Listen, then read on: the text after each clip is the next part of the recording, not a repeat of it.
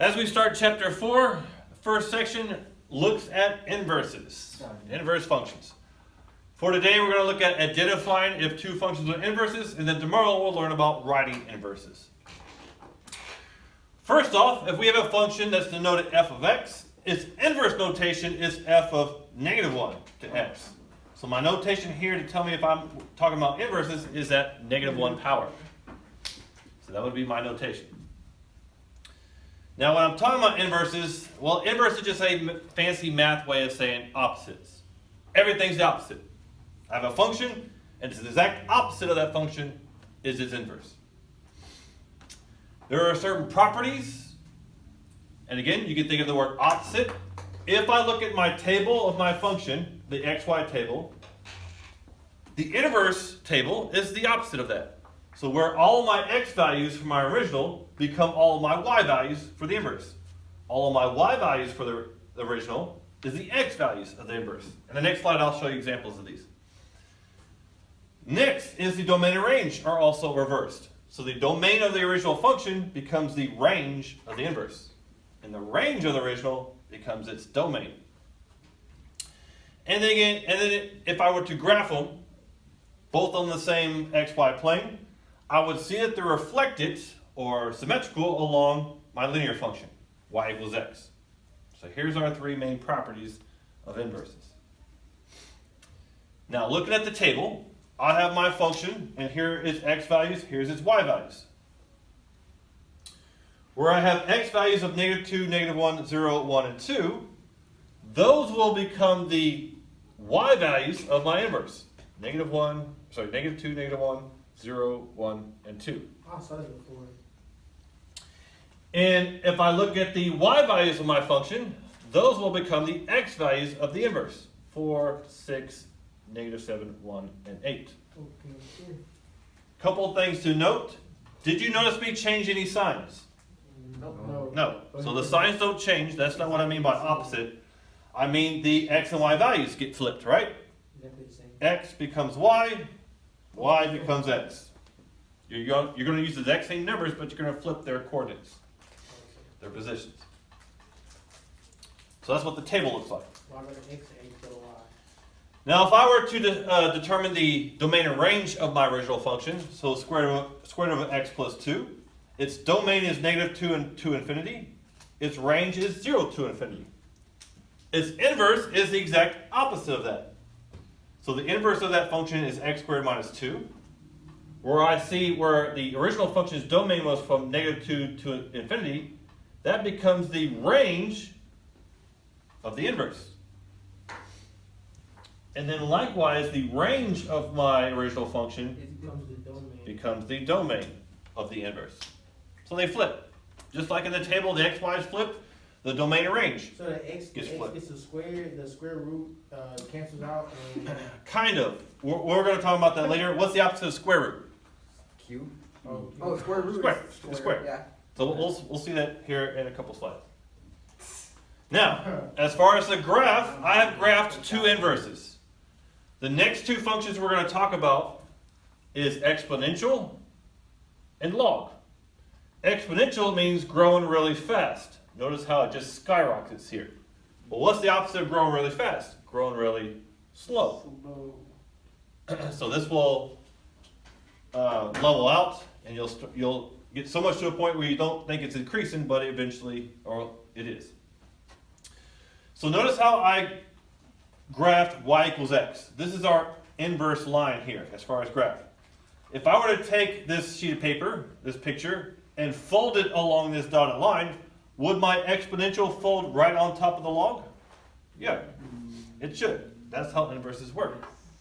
So it's reflective across, or symmetrical across, Oh, okay. I see. y equals x, our linear function. I see. Yeah, this half will fold right on that half, if I'm folding along here. So that's what the graph looks like when compared to its inverse. Now, something you're kind of expected to memorize is the functions and what their inverses are. So a quadratic, which is x squared, what's the opposite of squaring something? Square root. So quadratic's inverse is square root, vice versa. Cubic. What's the opposite of cubing something? Cube root. So these two are inverses. And I just talked about exponential, growing really fast. The opposite of growing fast is growing really slow. Logarithms. How do you say that B thing right there? B. This is b to the x. Oh, B to the X. We're going to talk about exponential starting next week, so Huh? we'll get there. I see it log on the calculator. Log it. So these are my three pairs of Huh? functions that go together. Quadratic, square root, cubic, cube root, exponential, logs. Yeah. Now there are two functions that are their own inverses. A rational function's inverse is just another rational. Why don't Broco be? A fraction just flips to become another fraction. Linear function is also reflected across itself and it becomes just another linear function. So rational's inverse is rational, linear's inverse is linear. And then notice how we're missing absolute value. Well, if you were to reflect that, then it no longer is qualified as a function. So we're just going to go ahead and say in this class, the absolute value does not have an inverse and move on. So knowing these and how they're paired up with their inverses is going to help you for tomorrow. So let's look at some examples. See if we can verify if two functions are inverses. Number one, x over 2. I'm saying its inverse could be 2x.